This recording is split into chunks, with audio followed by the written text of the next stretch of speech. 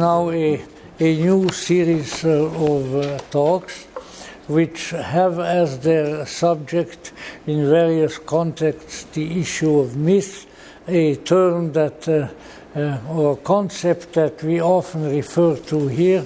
And as I was reflecting powerfully on how to begin that, I came across a set of notes that I wrote in the 80s, and that was originally for publication about the man who I would say really and truly converted me to the value of myth, our own countryman, and in every way great and brilliant and wonderful gentleman, Joseph Campbell. And so I thought that the proper way to begin our discussion on myth would probably be by considering the contribution of Joseph Campbell, although not necessarily exclusively of Joseph Campbell, but still taking him as the departure point at this particular time. And I need to say that in those days, whenever these days was, I would probably in the 1980s, because Joseph died in 1887, and I probably wrote this around that time.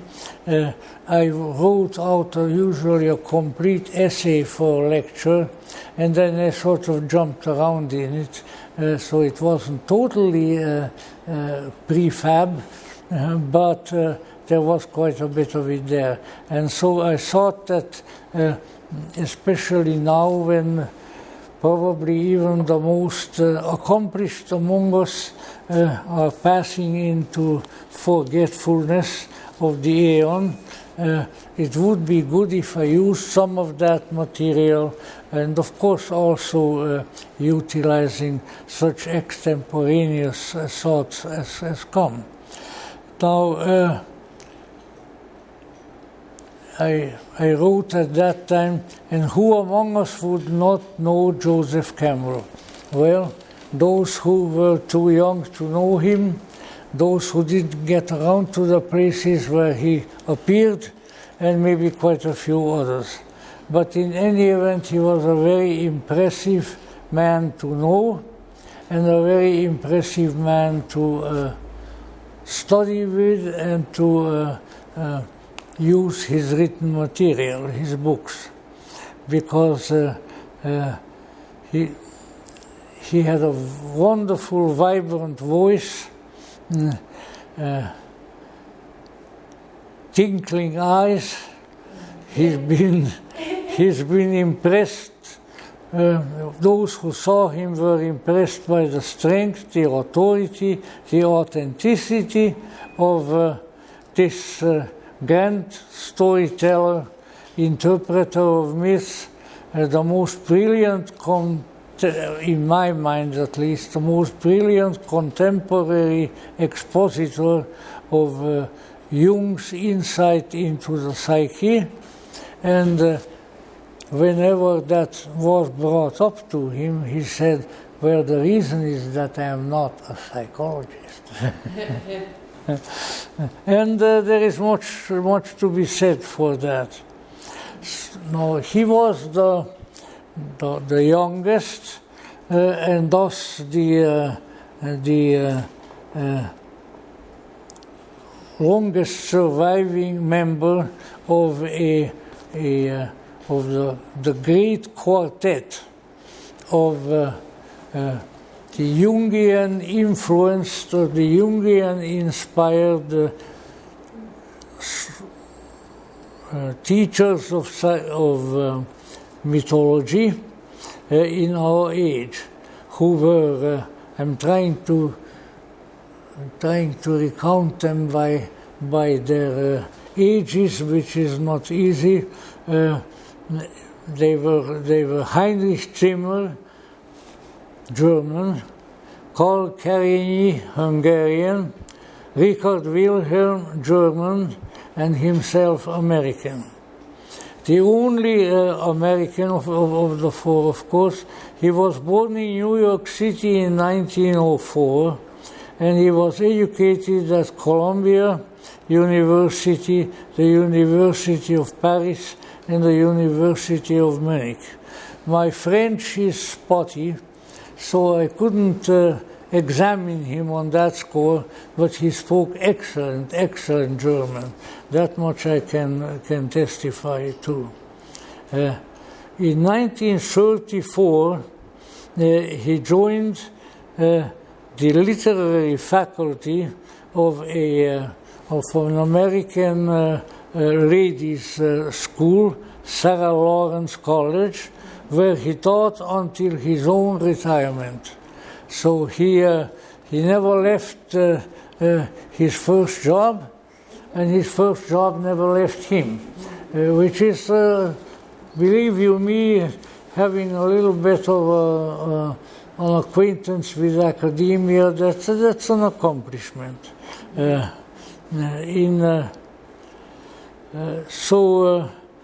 Quite early in his life, he became acquainted with C.G. Jung, and he became a devoted student of Jung's until his death.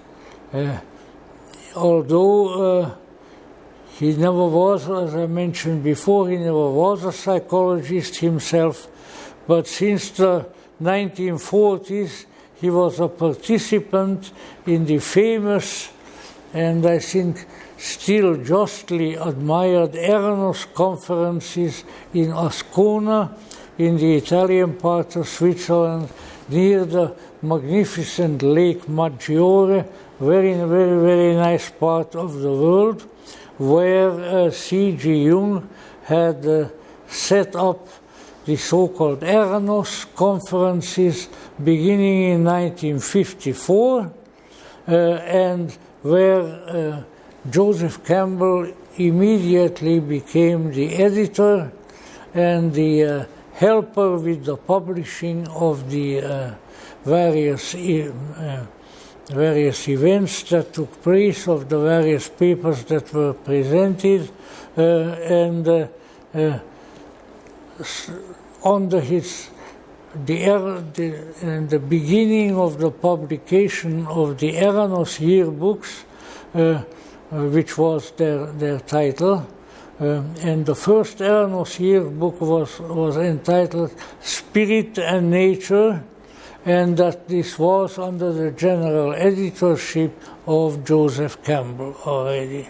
Now, what we need to remember at the same time that in addition to his great dedication to Jung and to Jung's teachings, I would say he was most powerfully influenced by the relationship of the study of mythology and of Jung's psychology on the other hand, as were indeed all the others whom I mentioned. I don't know whether I mentioned one who really belongs in that company, who was Mircea Eliade, somewhat different because Mircea Eliade was Romanian, but ended up at the University of Chicago. Very interesting man.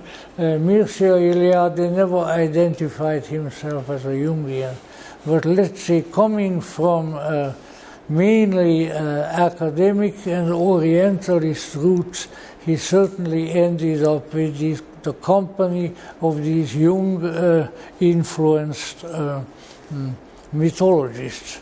Now we need to remember that the study and perhaps also just the delightful access to mythic materials has been, at least with our culture and with a good many other cultures, for a very, very long time. So let's say interest in mythology is not a recent development, and it hasn't been certainly invented by C.G. Jung. But on the other hand, I would say what has been greatly stimulated by Jung and by the aforementioned mythology scholars has been the fact that there is really only one, and I am making this very, very terse and very, very dogmatic, which is what I usually do. This approach to mythology is really the most insightful, the most helpful, and probably the most accurate of all approaches to mythology. And as such, I think there is never an end to a particular scholarly pursuit.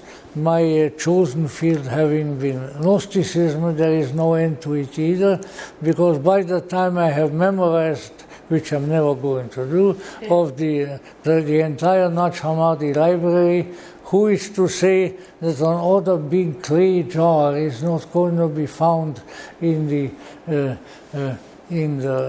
Nile Valley, and there will be another Gnostic library or a Hermeticon or something of that sort, because these literary antiquities keep surfacing, and in certain fields, when they surface and when they are then to a reasonable degree digested by scholarship and reach the public, they can have a very great influence. There is no doubt, for instance, that the Hermetic writings, which were we don't really know when they were discovered, but which reached Italy in the late Quattrocento, the 1400s, and the early Quinquecento. That's as far as my Italian knowledge goes. 1500s. The discovery and the translation of those scriptures from the classical Greek had caused, without any exception whatsoever, the Renaissance to be born. Had it not been the discovery of those scriptures, there would not have been any Renaissance. But this way definitely it was. And if it hadn't been for another, and please don't take it personally, but let's say another deleterious development in Western culture, which came a little bit later, known as the Protestant Reformation, then I think we would be facing a culture of much more exciting and much more helpful content than we have inherited it.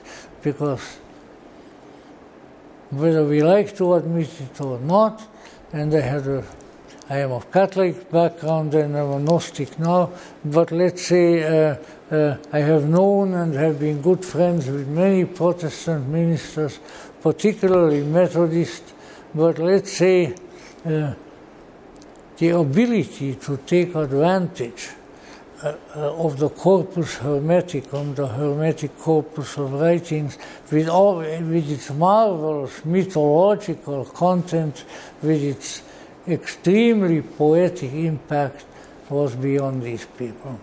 And that was very unfortunate, but that is how history goes. Two steps forward, one step backward.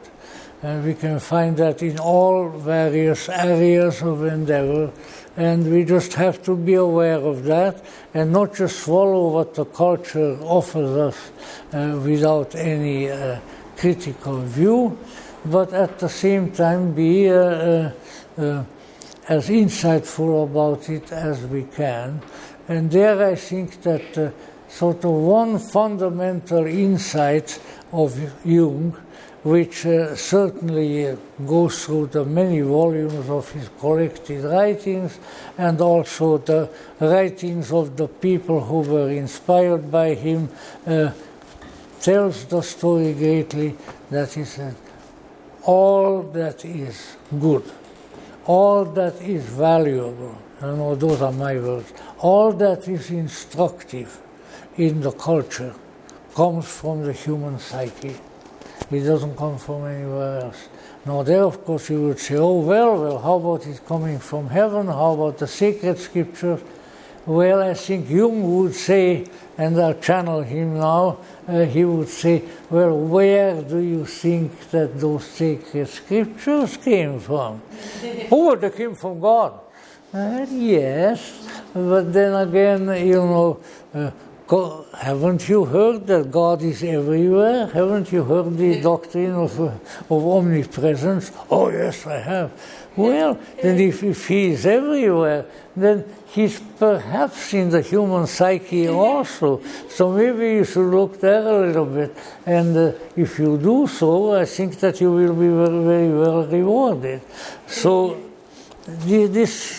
all of these matters have some to do with the subject, and I'll just use a particular very short thesis which does not come from Jung, but certainly greatly influenced by Jung, and comes from a man who was a close associate of Jung's, although Jung passed earlier than him, the late Professor Gilles Quispel of the University of Leiden in Holland, one of the major places of learning, for all of Europe. And Professor Quispel said that, look, this is how it works. First, somebody or several somebodies have an experience, have an unusual experience, have an experience that really they're never going to forget. And then, owing to the fact that they don't forget it, then that experience is passed on. And it is passed on in the form of a myth. Why? Because the experience was extraordinary. So ordinary experiences are passed on in history. If I ever had the terrible misfortune of meeting Adolf Hitler, I was too far away from him anyway, then let's say meeting Adolf Hitler would be history. And a pretty bad history at that, But meeting the extraordinary, the transcendental, the spiritual, the unusual, the occult, whatever you wish to call it, those meetings are different, and those meetings can really only be transmitted, or at least they have the best methods of being communicated in the form of myth. Myth, M-Y-T-H, comes from the Greek mythos, which basically means a story. So, and in many places, I haven't been to too many of them, I've been to some. In many places, the natural intelligence of the people, no matter what their standing in society may be, always discloses that when they want to tell you something important that they really feel strongly about, they will start out with something like this: let me tell you a story. Because somehow they are able to weave it into a story, and by way of that story, the disclosure will be one of profound impact on the psychology of the hearer. Now, when this custom started and where, that I certainly, as Madame Blavatsky said about something once, but my dear, I surely don't know, and I surely don't know. But it is apparently a very common human trait, because we find it in very primitive although that's often taken as a put down, but it's not in my mind. But let's say archaic is a better word. In archaic societies, among the old shamans and storytellers, and from there it goes to the lay masters, which is a medieval term, the tellers and the declaimers of fables, and these fables always communicate something that could not be communicated in any other fashion. Unfortunately, we have lost that recognition, that understanding. And no one was more aware of that loss and bemoaned it more greatly than the late and much lamented Joseph Campbell. In fact, I have all kinds of quotations of his that I could use, but after all, you can read those yourself if you are thus inclined. But let's say one of them being that the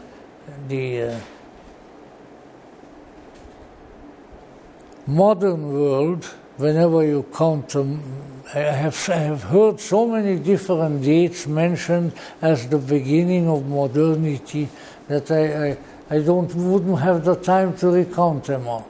Oh yeah, the modern world started with the Reformation. Or the modern world started with the discovery of America. The modern world started with this, the modern world started with that. And of course, all of them are conjectural in the sense that they equate the arising of some reasonably new cultural motifs, understandings of life, as we call it in German, Weltanschauung, or viewing the reality of the world, and they each, as history goes on, another new insight comes, and then another one. Sometimes some come every century, some come sooner, some come later. But let's say that kind of, let's say the historical unfolding of insight is something that we need to keep in mind. But watch out, don't take it to extremes, because it has been taken to extremes, particularly beginning in the 19th century, which C.G. Jung called the true dark ages. Why? Because we had fallen victim to scientism. In other words, this is true because science says so. Even we didn't have a Dr. Fauci and any masks to wear. But as you can see, I am not a great admirer of masks except at Halloween. Now then, that's an entirely different subject. But let us say, so in every age, certain new facts arise. I admit the existence of scientific facts, although I made bad grades in all the sciences. I only had good grades in the liberal arts and poetry and languages and things like that. You know why? I don't like figures. I don't like figures, and I accept the feminine figure, of course, having been born a male, fortunately, in this age, and so that kind of a figure, that's all right. The more evidence, the better. But let's say, other than that, what has, of course, been happening has been that there was a shift in the, what would be the best way of putting it, in the attention, in the kind of attention, in the attention span of the culture. And that shift moved to fact from art, from aesthetics, from poetry, from imagination, from all of those, and a great worship of facts, whether these facts were even in many cases facts being another question, you know. And this is what we need to keep in mind. We have the people who usually don't know too well what they are talking about coming up and saying, "Go with the science, go with the science." You know, how do you know that science knows what it is saying at this particular time? How do you know? Look, about 150 years ago, if you were sick, with most sicknesses that people would get, the medics would take you and they would let out copious quantities of your blood, you know, so that you grew paler and paler. The bucket with the blood at your feet grew redder and redder, and you were feeling worse and worse. And at the end, they said, "Well, we can't do anything for him anymore, so bring in the clergyman." No, I'm not even burlesquing this, but this is true. Very, very true. I became aware of that first, and I'm sure you're terribly interested in how I became aware of it.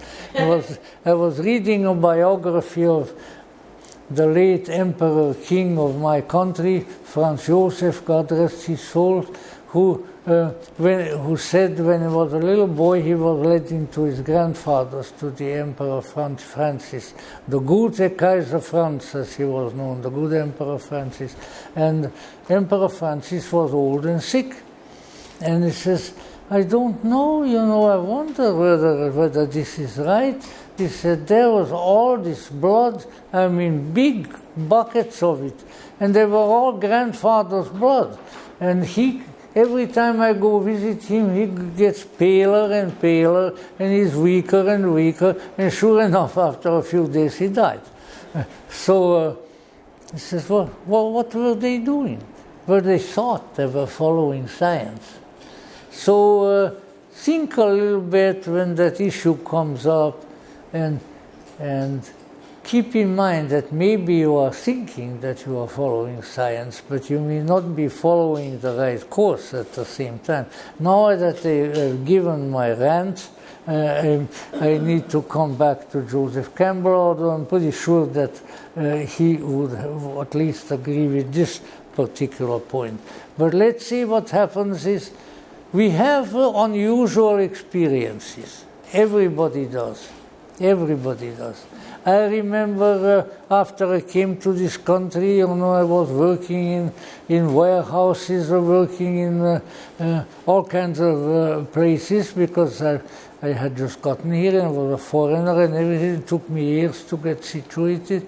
But let's say in those days I conversed with all kinds of people. And I could tell that they all had a sense of myth. They felt that this culture to which they came, like I did, was cheating them of something. They didn't know what it was. But it was symbolized by the mariachi music. It was symbolized by their art, by their dances, by the sacred art as well as the secular art. Something that they left behind, something that was exciting, something that made you feel good, something that made you feel like something important has happened. There is no branch of the so-called science that would do the same. Now probably I'm uttering an untruth, but I never said I want to utter an untruth. I just said I'm going to, or I said in my mind that I would blast that position a little bit. Now then. So what we had after the baleful 19th century and its extreme, what Jung came to call subsequently extroversion, namely the focus of consciousness always looks outside.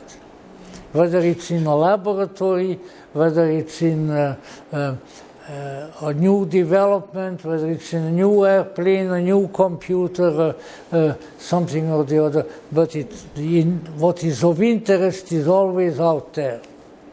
And that's a great mistake, because certainly there are interesting things out there, but I have found that the interesting part comes after you have recognized something outside. And what is that?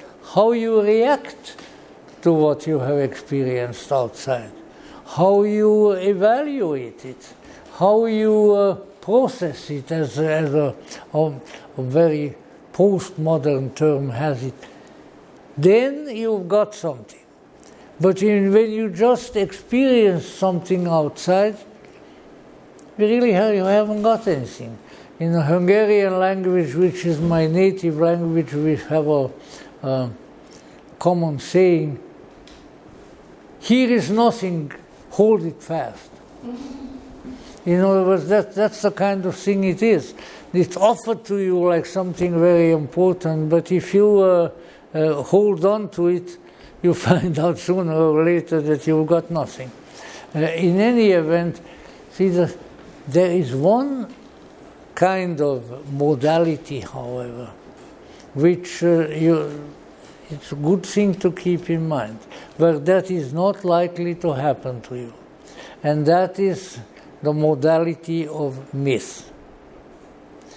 Now I know that the rationalist position is that a myth is a story that isn't true,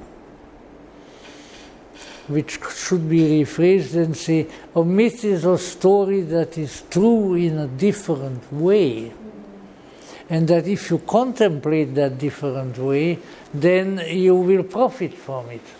If you try to interpret it in another way, then you are not. And so this is why we find then that the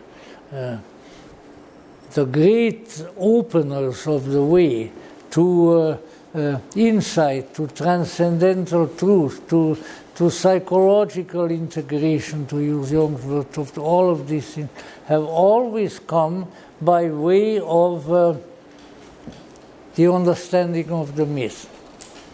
Now, for instance, one of the people whom I mentioned probably a few minutes ago, Heinrich Zimmer, the German mythologist, probably one of the greatest mythic students also of the age.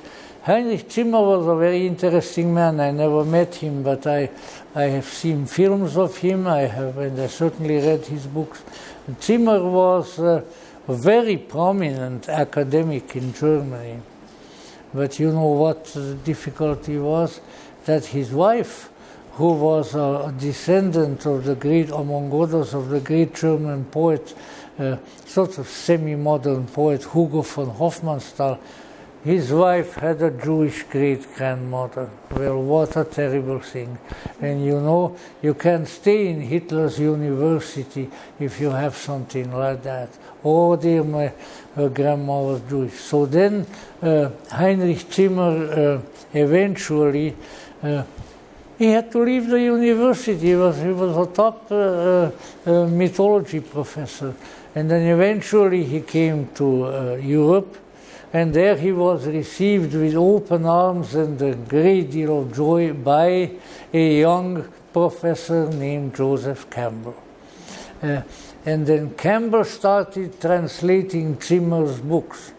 The first one, which is a biggie, is called The Philosophies of India, where it's not really about philosophies at all, but it's about the mythologies of India. It's the Puranic Hinduism, very, very, very, very knowledgeable, very, very beautifully written, and very much with that emphasis that, you know, this is not some stuff that happened in India, this is some stuff that's happening inside of you right now.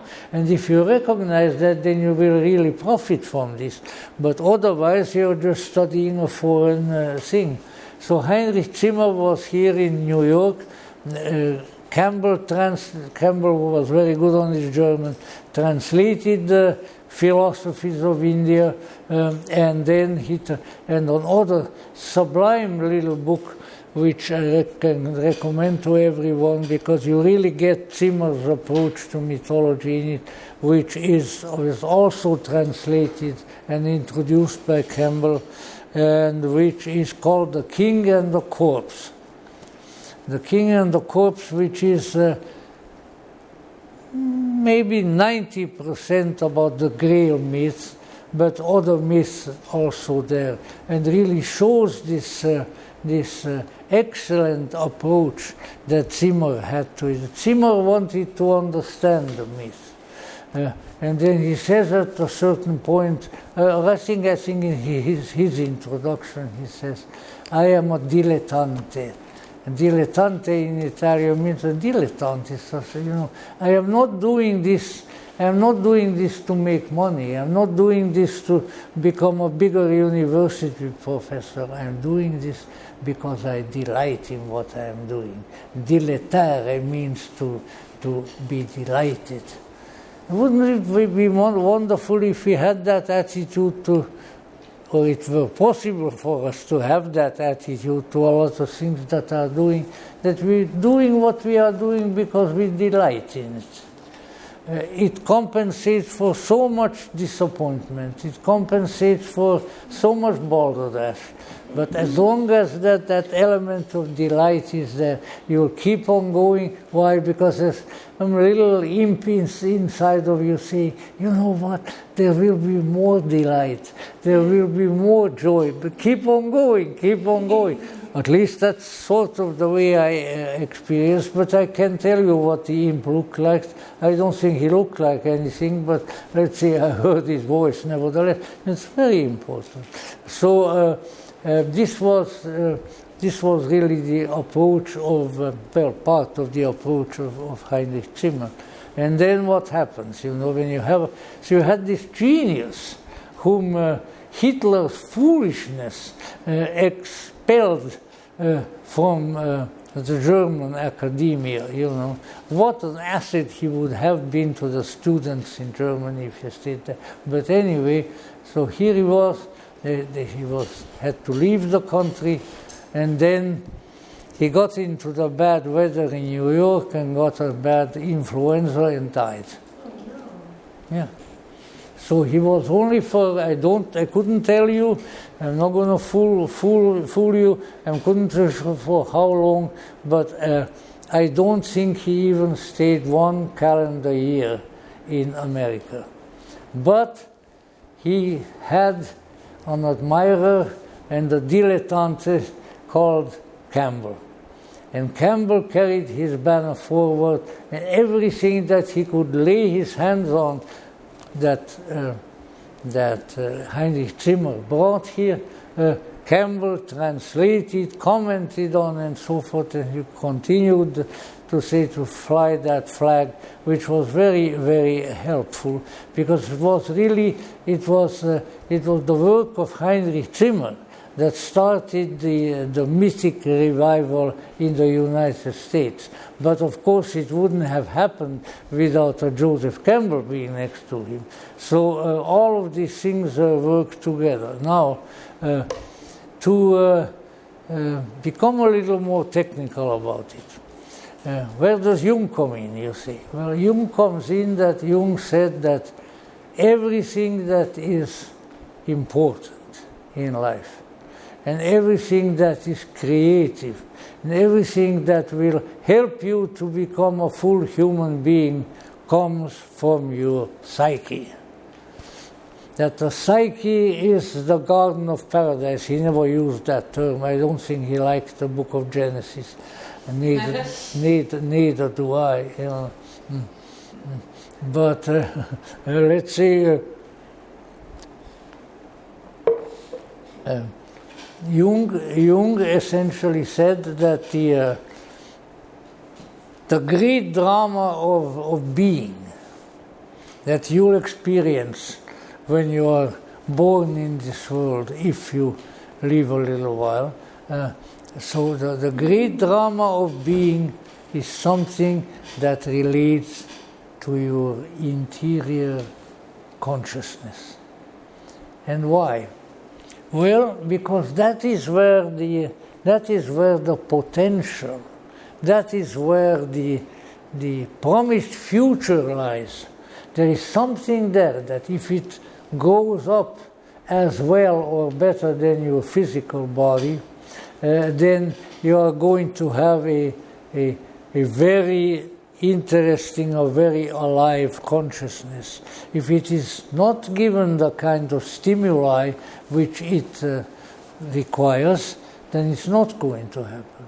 So then later on, if you run into people and you say to yourself, oh my God, what kind of a guy or what kind of a consciousness is this? Is this ill? I have met people, and you all will have met people after a while, that you wonder just, really, is there any consciousness in them at all? Maybe you've been married to one, and that's what gives the divorce court business, and things like that. So, this happens. But in any event, this is now the old alchemical image, which I don't mind invoking, that inside of us is all right, gentlemen, happy to see you again. Come back when you can. God bless you all. See you soon. Auf Wiedersehen, auf Wiedersehen. Auf Wiedersehen, alles Gute. Yeah. All right, now, in other words, there is an ancient recognition that rises to conscious awareness, not all the time, but sometime, to the effect that something's got to happen with me. Something's got to happen inside of me. I have to come to some recognition, some knowledge, a special kind of knowledge. The Greeks called it gnosis, which reveals very deep, very profound, and very insight-producing things. And if I can do that, then things will be all right. Because really, if I dig deeply enough inside here, and not to be physically envisioned, then I will find something. And that finding will be a consciousness that connects me with the transcendental. Jung called it the transcendent function, and various other functions which are all there for the purpose of increasing consciousness, although of course they are involved in various of our activities. Now, lest you think that I wandered away from my subject already, which I want to do, but let's say I don't think I have, because what it means is that, people say, well, what is the purpose of life? I have heard that so often, and I don't know whether it was one of the Jungian psychologists. I should give credit, but I don't remember who to credit it to the effect she said, the question is wrongly phrased. It's not what is the meaning of life, but what is the meaning of my life. Because that's the one you're connected with. You're not connected with Joe Blow's life in, I don't know, in Las Vegas. But something so, and then, so let's say everything that contributes, especially successfully, to that self-discovery, that finding of another and so far missing important part of your life. Anything that does that is a very good thing. Now, one of these good things is in the myths and poetry and legends of the ages in every culture. And it's probably not without a good reason that Joseph Campbell picked Heinrich Zimmer's it's a big book, The Philosophies of India, because I am sure that Zimmer felt, and so did, of course, Campbell, that the culture that the particular myth comes from doesn't really matter, except in details. But on the whole, the issue is, no matter where you go to India, you go to the Australian Aborigines, you go to the Bushmen, you go wherever you go, what always comes out is that there is something hidden that wants to come forth, something that would integrate and redeem our personality and would make us fulfilled, would make us happy, and would bring us to the end of our lives in a more accomplished, in a wiser, in a better, in a more kind and loving shape. Now you can say, all right, but isn't that what the religions are supposed to do? Yes, it certainly is. Because in the religious, the spiritual motive, let's say this drive toward wholeness, which may also be pronounced holiness, you see, was discovered. And certainly they practiced it. But inasmuch as you well know the religions are practiced also by humans like ourselves, a lot of unnecessary and occasional counterproductive stuff slips into the religions. Why? Well, because that's human life. We try to do something good, and then it doesn't all work out. I would think that there isn't a single person in this room to whom that did not occur in their own life. How often we try to, if I do this, this is really going to be nice, it's really going to be good, it's going to last. It's because this is our big criterion, and so forth. And then, lo and behold, something comes out of left field and the whole thing falls down like a house of cards. It's very unfortunate. It really is.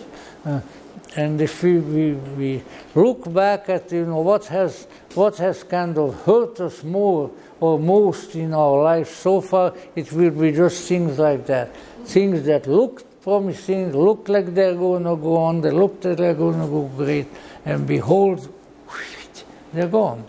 Now then, so let's see that these things are universal conditions.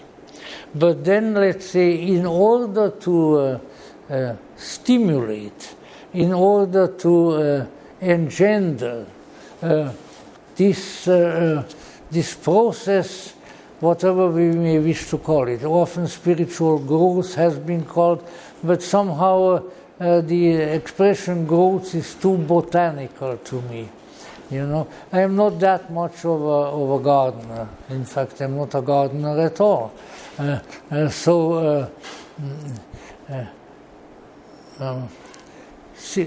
Things come to my mind that I shouldn't say, so I won't say them. But let us say, it's not a matter of growth.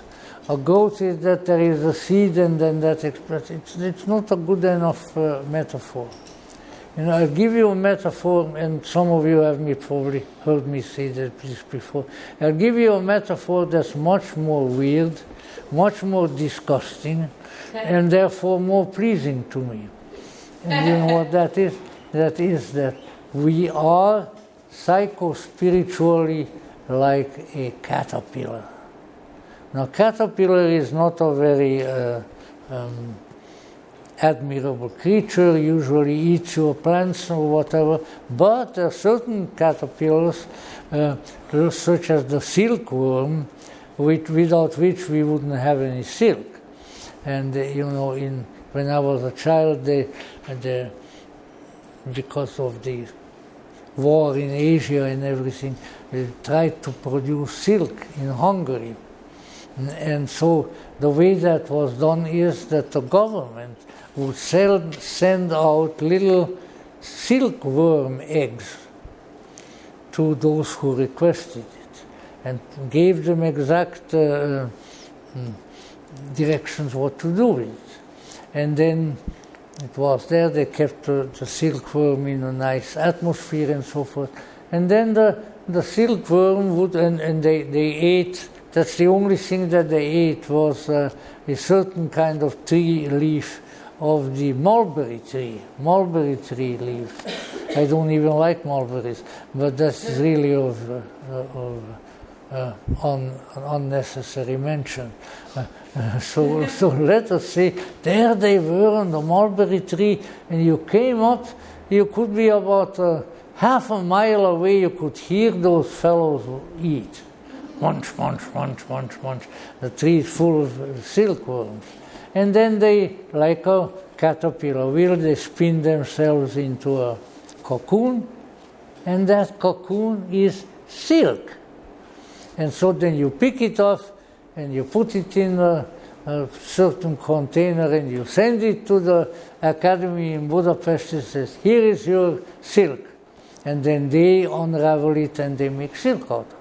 So if you don't mind that whole big process, that's how that is done. But I think it's a great metaphor.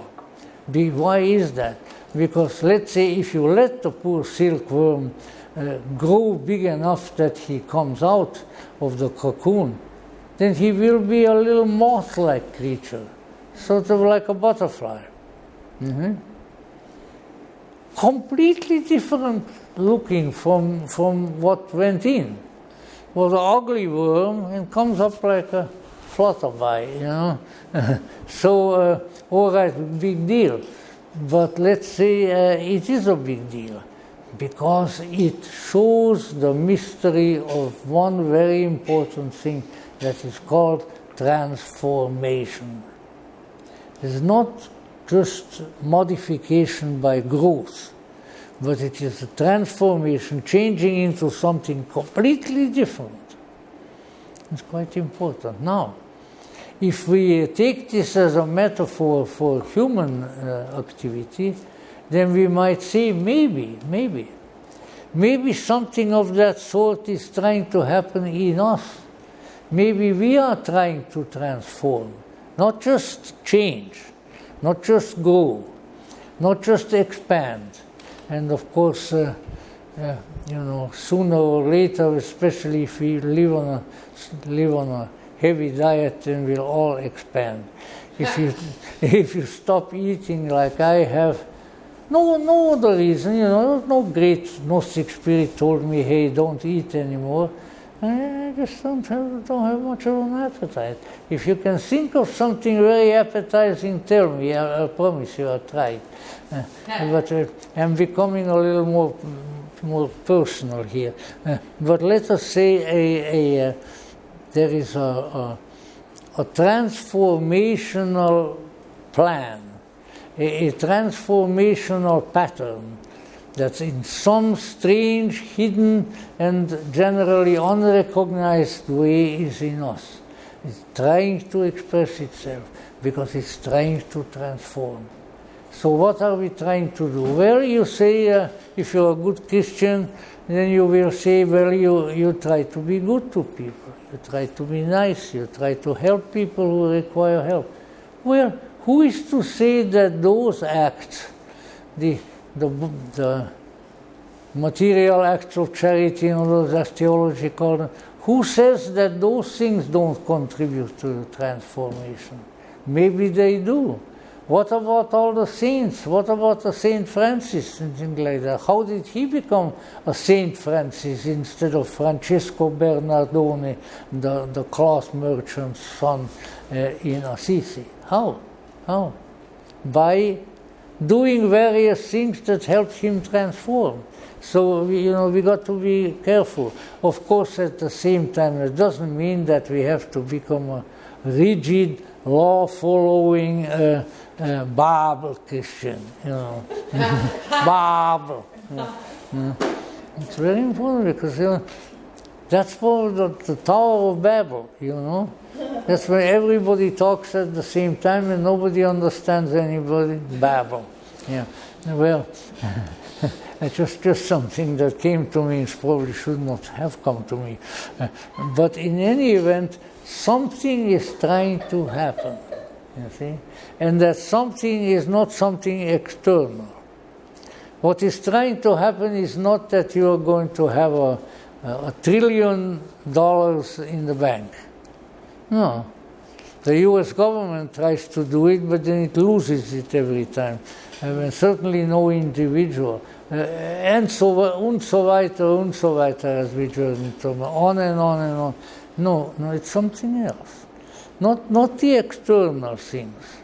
Even though we may desire it, it's natural that we desire some external thing. We all like to have fun, we all like to be happy, we like to have a good time, we like to be around nice people, and so forth, but there is something even deeper, really, really deeper. And this something keeps pushing. I want to come forth. I want to transform. I want to make you transform. And if we are intuitive and listen to it and look at it, then maybe we will accomplish something. So much of this is really just a matter of, I think a term has been used that comes from some mythic matrix, the inner ear. We have to use the inner ear. We have to use the inner sight. We have to, and I don't just mean ordinary clairvoyance as if it were ordinary, or telepathy or something like that, but basically that we have within ourselves latent faculties which, if they came forth and were developed, would be of tremendous importance to us and of tremendous use to us. This is just ancillary information. I knew a very wise gentleman back in the glorious Alps of Austria, who was a Cistercian monk, which was the order that raised me in school. He was the abbot of the monastery of Schlierbach in Upper Austria, Dr. Aloysius Wiesinger, and he developed a theory which is still present in a book, because his book is still around, and it is to the effect that we have potentialities and powers within us which have become latent, which have gone to sleep. And he says, this is the difference of the symbolism of the Garden of Eden, of being in paradise, of being outside of paradise. Yeah? We had a situation wherein we had immense powers of transformation, of insight, of wisdom, and so forth. And then, heaven knows what. Of course, a good Catholic always has his answer as God's will. All right, but why? Why is that God's will? You usually don't get an answer. Just find out for yourself, buddy.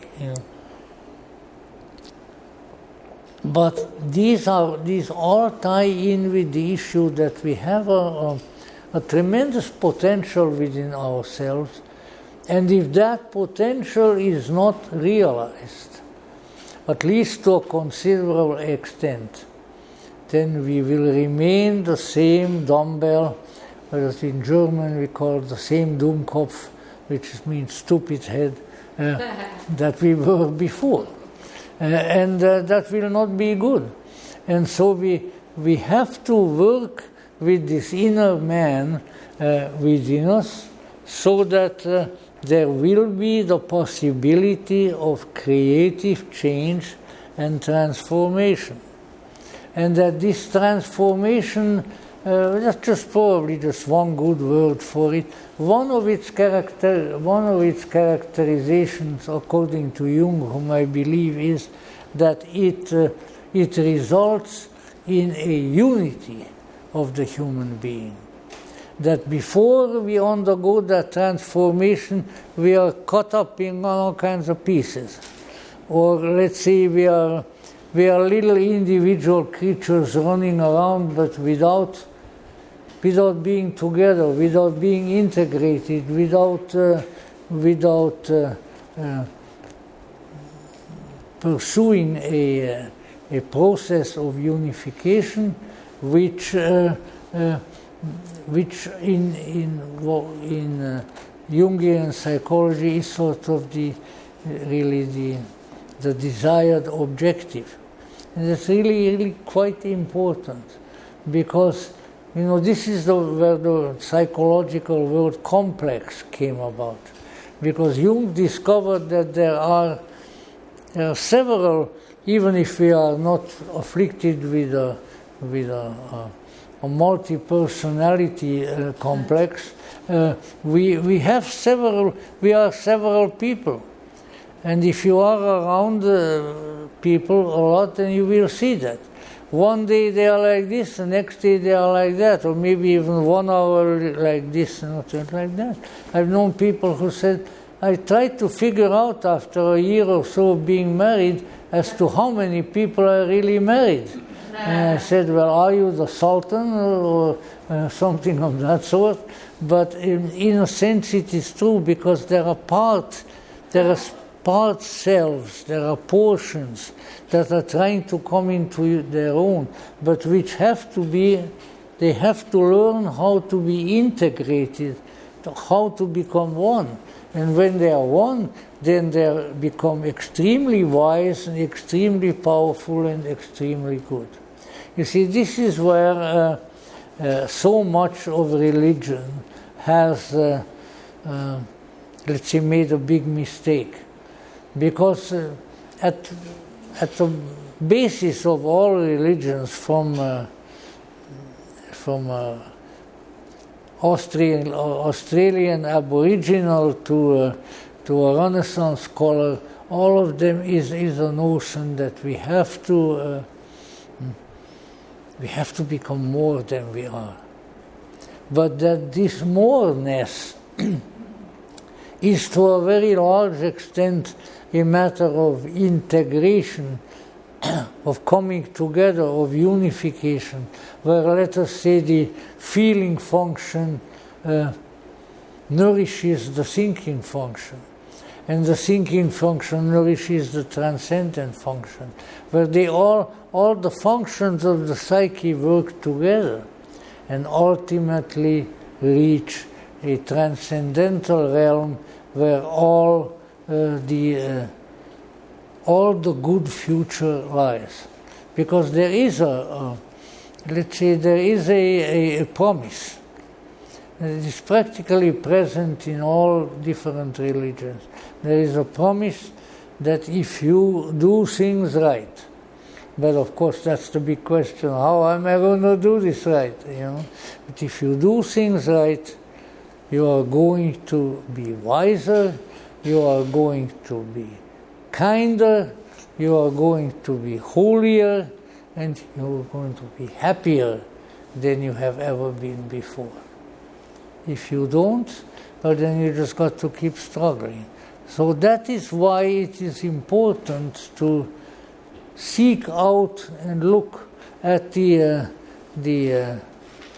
various steps of transformation, of integration, of Jung called them individuation, which is Germanic, because ein Individuum in German means an indivisible unity. Indivisible, individuum. So once we are indivisible, then, oh man, then we are really powerful. Then we are bigger than Godzilla, if you still have such memories of great Godzilla.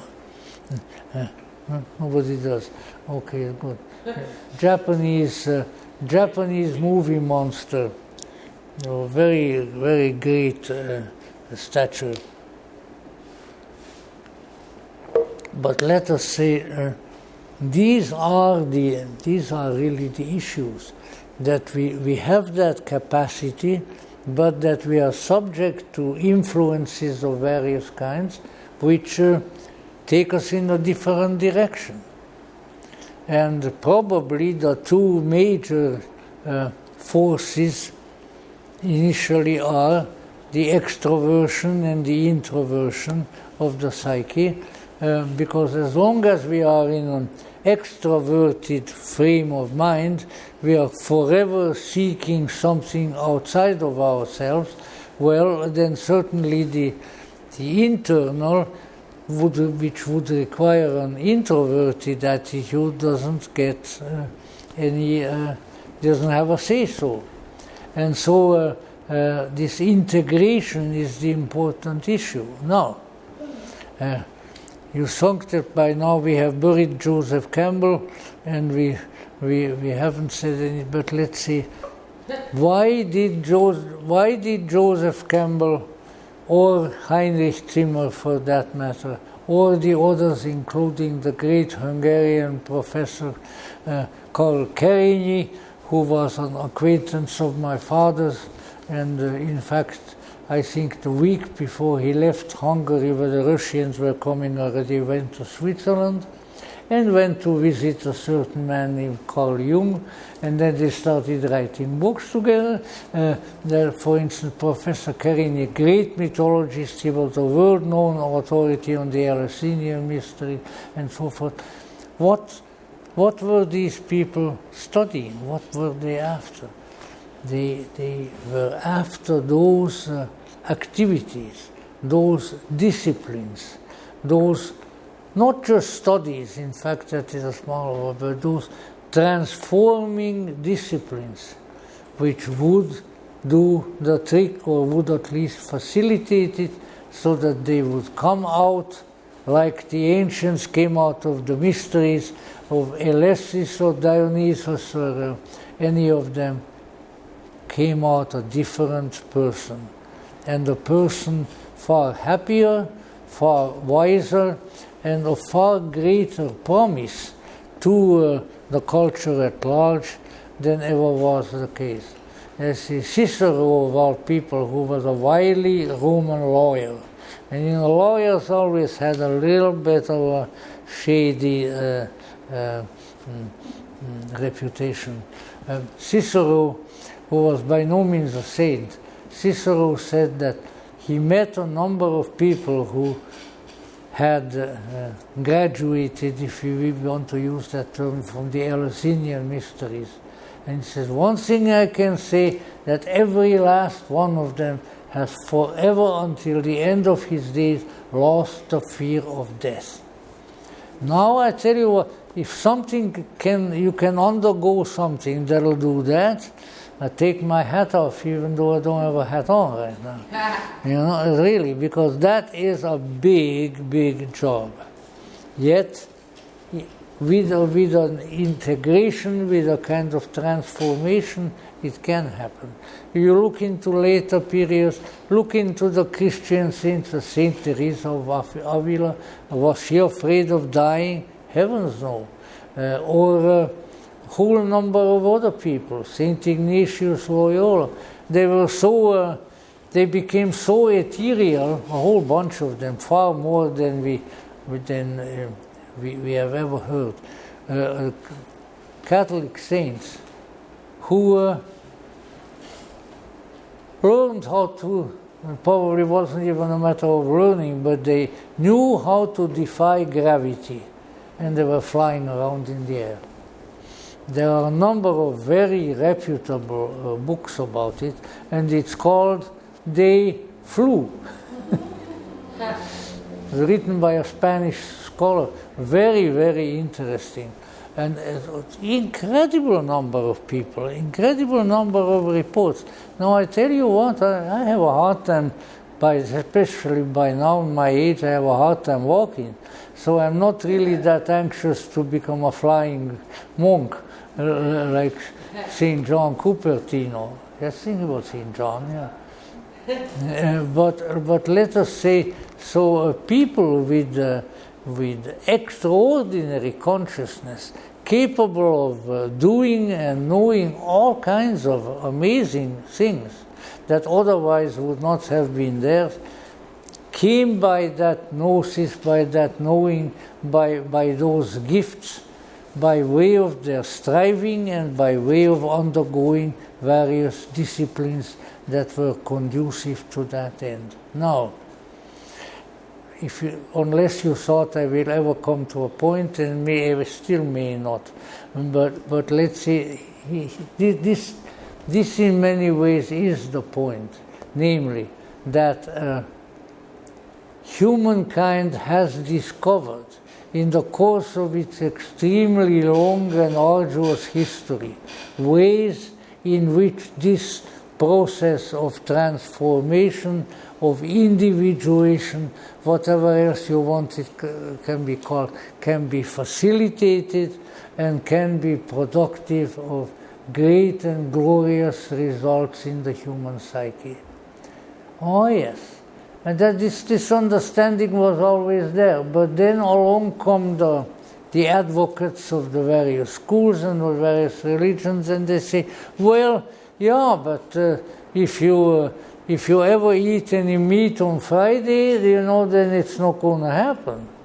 Or if you took a look at the neighbor's wife with some curious intentions behind it and things like that, or the neighbor's husband, let's be even-handed here. So again, all of these, in other words, there are rules, there are laws, there are ordinances. If you follow these, then you are going to be transformed. Well, I think what really the history of consciousness indicates that it doesn't work that way. Yes, the following of certain rules, especially early on in the game, and so forth, may be useful. We should learn how to obey, because if we don't learn how to obey, we will never have the opportunity to command. One depends on the other. That is why the emperors and the kings of old, like in my country also, from the time that they were little children, they had military discipline and all kinds of things. Learn how to obey, because the time is coming when everybody is going to obey you. And if you haven't practiced that, then it's not going to work. So therefore, these to be moved into this realm, where are we going to get the inspiration? Where are we going to get the impetus to do so? And Joseph Campbell certainly would have said, we will get it from the myths, from the enlightened stories, from the inspirational tales of the human race. Because what we are trying to do has been done before. And hopefully it will be done in the future as well. And so if we seek out sources of insight, sources of wisdom, information that will lead us to this kind of transformation, then we are on the right track. Because that's what it is all about.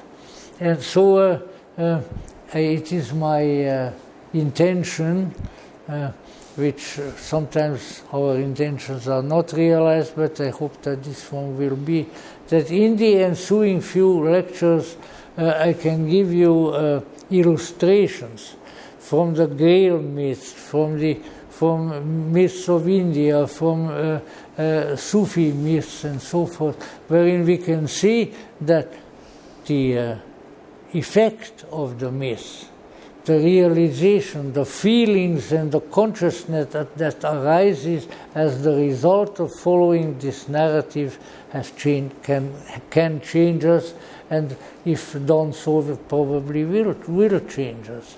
And that this is very, very important. No wonder that the these great mythologists whom I mentioned, and they all of them, these people are living myths, including Joe Campbell. And Joe Campbell, of course, was an American Irishman, and he had more funny stories to tell. Maybe just one. Joseph Campbell is standing on a street corner in New York, where he lived, because Sarah Lawrence is close by there, and he is waiting for the taxi cab. So along comes a Moonie. You know what a Moonie is? A follower of Reverend Sun Myung Moon. Anyway, they were a very powerful and kind of evangelistic Korean religious group. Actually very nice people. But in any event, so the Moonie comes up to him and tries to make a convert. So the Moonie says, "Mister, do you believe in God?" Joseph Campbell looked at him and said, he told this to us. I looked at him and I said, "Son, I believe in many gods." He studies all these gods in mythology. And the little guy standing there says, "Yeah, I know," says, but what about the one God, you know, the God who created heaven and earth and all that stuff, you know? And so Joseph Campbell said, "Oh, him? Oh, yes, I believe in him too." And he got on the, I don't know what, taxi cab or whatever, said goodbye, and he says the Moonie stood there with his mouth open. Well, this is the kind of thing that he liked to do. I also heard a lot of nice stories about him, but I'm not going to recount them. At an interesting place, which I hope is still there. I've been there maybe about a dozen years ago or more, which is called the Dallas Institute. And as you might expect, it is in Dallas, in Texas. And it's an academic institute where scholars and students may get together in a much freer way than they do actually in college. And Joseph Campbell was a part of it and taught there, and so were a number of others. In fact, when I went there, I sort of had oblique offers where, "Why don't you come here and you could be one of our faculty?" And I thought to myself, "Me live in Hollywood? Well, you know, really." You know, now I would feel a little different about it. I like Texas, all parts of it. But in any event, Joseph was there for a period of time, and so they told me various things about him. All the different funny stories, of this sort, wherein he kind of pulled the people's legs with mythic themes and things of that sort. So, but behind it all, and that's very important to remember, and you don't have to be a Nobel Prize winner to discover it. If you read any of Campbell's materials, after you read a couple of chapters, you will see what he's driving at. What he's driving at is that this myth has a meaning, and that the meaning is in you, and that if you really study this with the intensity of your spirit and of your personality, then it will have an effect, and it will change. That King Arthur is not lying in his tomb off the coast of Great Britain. King Arthur is lying in his sarcophagus in you. But like King Arthur, the once and future king, Rex quondam futurus in Latin. This King Arthur is also destined to rise, but you have to raise him. You have to raise him. There is a fraternal order among us here and many others, where in the biggest initiation in that fraternal order is when the candidate is lying on the floor in the symbolic grave, and the official hierophant comes out and pulls him out of the grave. And that we are in a as George Gurdjieff said, we are like sleepwalkers. And this is even more than sleepwalking. This is, I don't know, we are maybe sort of like Dracula. We are in the grave, looking for some blood.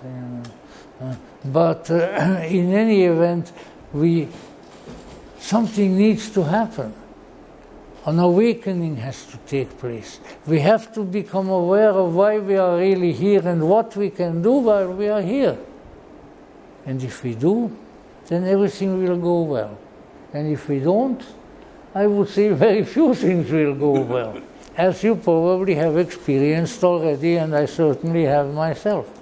So we are involved in a process wherein we are trying to become a complete human being. That's another way of looking at it. Even though we went through kindergarten and school and this, that, and the other thing, and then eventually became a university professor like Campbell, that in itself, that wasn't really what we came here to do. We came here to change and become a new human being. And we can. But we have to keep it in mind. And it's a little bit like and I'll stop on that note. It's a little bit like an example that a teacher of mine, the late Professor Ernest Wood, great member of the Theosophical Society, the second in command to Annie Besant for many years, great little Scotsman. He taught school in India for 20-some years. In any ways, Professor Wood used to say, when he was teaching concentration, how do you concentrate on something? He said, you think that, let's say, you concentrate on color white. Okay, so write on the blackboard white. And then he says, all right, now what will be the next thought? Well, if you are an ovo-lacto-devouring person, then milk. The milk is white. So now you write down milk and an arrow to it. And they said, all right, what else? Well, now maybe you like cheese like I do, and you'll write cheese. But that's where you made the mistake. Because what you should, concentration is to go from the first thing to which you jumped, from your initial thought back to the initial thought. That's concentration. And so it's a little bit like that. If you are inspired, if you are become emotional, if you have various dreams maybe and fantasies as the result of studying a particular myth or so forth. I had some of that already in my childhood because we had radio broadcasts of classical myths, and for instance, I got really fascinated by the myth of Parsifal and the Holy Grail as a little kid, and my favorite was the sleepy-headed, beautiful lady Kundry, who is always trying to go to sleep, and they have to wake her up. I don't know why. It's probably a foretaste of future life experiences to come. But let's say if we come back and concentrate on the essential message, and if we keep that up, then you are moving in the right direction. But because the mind, as Lao Tzu said, is like a butterfly. It goes here, to this thought, to that desire, to this desire, to this fear, to that fear, to this political candidate and that political candidate, heaven help us, things like that. But the thing is, no, it's got to come back to the central point. Who am I? Why am I here? And how could I become what I really need to become.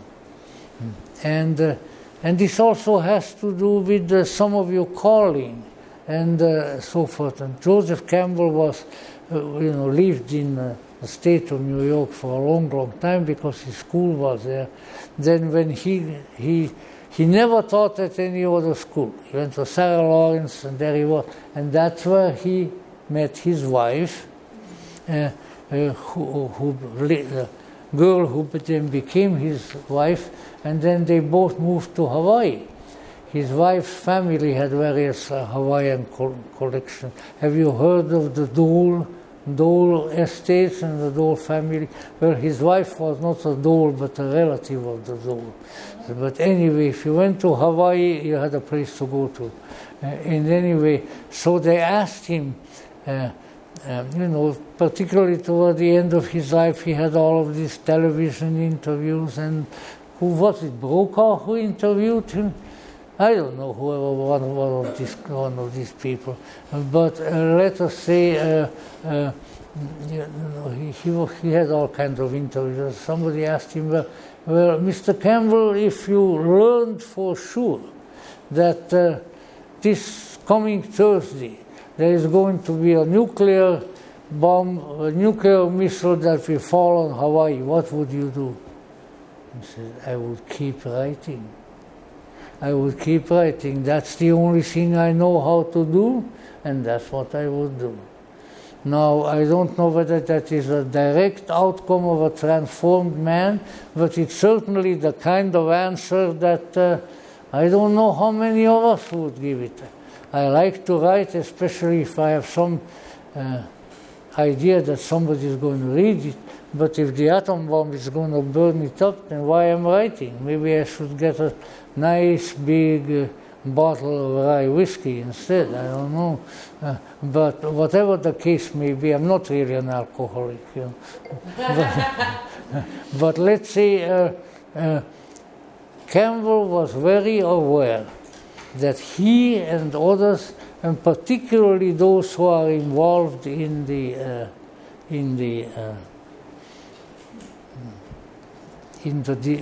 discovery of the myth, had all kinds of inducements, all kinds of help that they found in their life in order to themselves grow and experience and be transformed. He said, this is the greatest blessing in the world. Even as the storytellers, the sons of Mercury in Greece with their lyra, playing the lyre and so forth, came and told the great myths of the Greeks and of the Greek islands to the people, and the people appreciated it, and the people grew, and the people were transformed, and the people were happy. And they could, when they walked on the Mount Olympus, my favorite little myth, up on top of the mountain, the clouds are moving around and the lightning and everything. And when the old Greeks walked underneath, they could hear something else. They heard uproarious laughter, and said, there are the gods.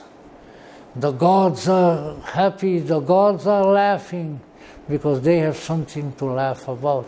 The implication be, well, maybe if by way of this process that the Greeks called theosis, the deification of the human, theosis, apotheosis, if you undergo that, if you undergo the mystery, if you change, if you become like the gods, then you will be taken up to them and you will be one of them, because you have the potential. You are a god and a goddess in exile, and that exile may end if you do something about it. In order to do that, you have to receive the stimuli. You have to be inspired. You have to read the stories and then say, oh, this is just like what I desire to do. There is King Arthur with his knights, and they go in, and I'm going to tell him this. And then you find out that, yes, the King Arthur sits by his round table inside of you, and he will reach out and pick you up, and then will knight you with the holy sword, so that you will be one of them. Because there is an assembly of the wise souls, but it is no longer human. It can be encountered anywhere.